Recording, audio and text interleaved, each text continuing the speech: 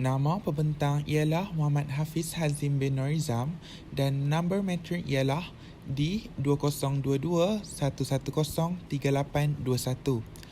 Tajuk bagi tugasan individu ini ialah Cerpen Namun Itulah Hakikat, karya Nezil Hashim Muhammad. Mempersembahkan.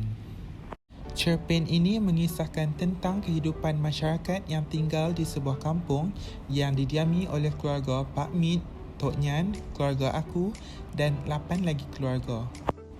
Masyarakat di kampung itu telah menggelarkan Pak Mit sebagai orang gila kerana membersihkan tanah miliknya untuk menanam pokok hutan, tidak seperti masyarakat yang lain.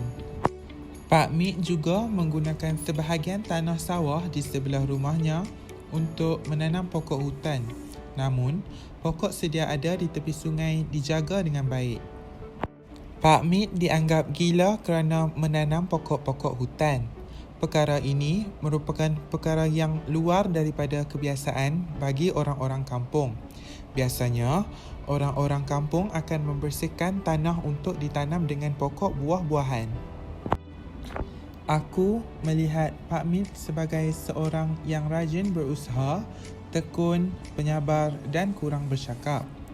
Walaupun orang kampung mengatakan dia seperti orang gila, namun Pak Mit sentiasa mesra dengan masyarakat. Setelah beberapa tahun kemudian, kawasan tanaman pokok hutannya bertambah subur dan dibiarkan menjadi semak oleh Pak Mit. Kebanyakan ibu bapa melarang anak-anak mereka bermain di situ dengan menyatakan bahawa di kawasan semak itu ada harimau, ular dan orang bunian.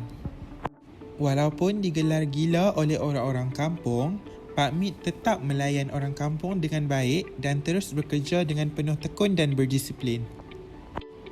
Apabila kerajaan berhasrat membawa projek pembangunan ke kampung tersebut, tanah-tanah orang kampung yang terlibat telah diambil oleh kerajaan dan dibayar dengan pampasan yang sepatutnya. Tok Nyan terkejut apabila tanah Pak Mit dibayar dengan harga yang lebih mahal.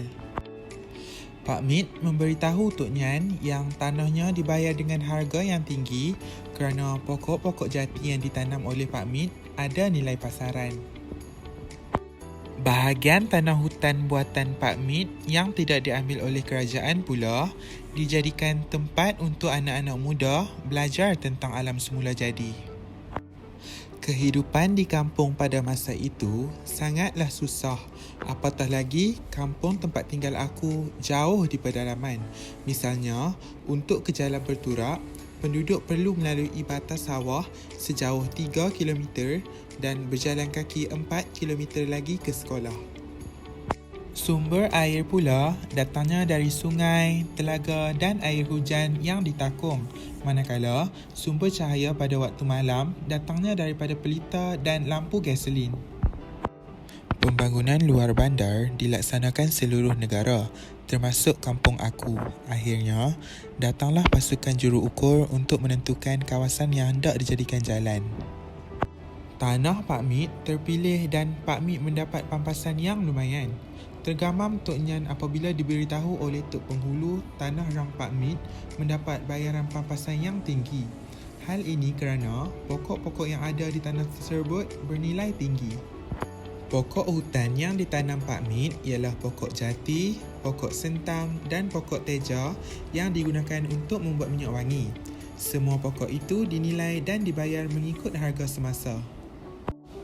Pak Mit telah menggunakan wang pampasan membina rumah yang sederhana dan lengkap dengan elektrik dan air paip, dan Pak Mit juga membiayai persekolahan anak-anaknya dengan wang tersebut.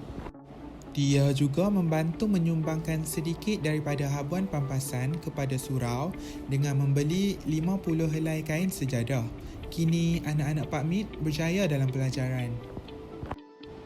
Zul sudah lulus ijazah tentang perhutanan, Fitri sedang menuntut dalam bidang perikanan dan aku juga sedang belajar tahun 1 bidang zoologi. Kampung aku juga aman, maju dan masyarakatnya mula bersatu padu.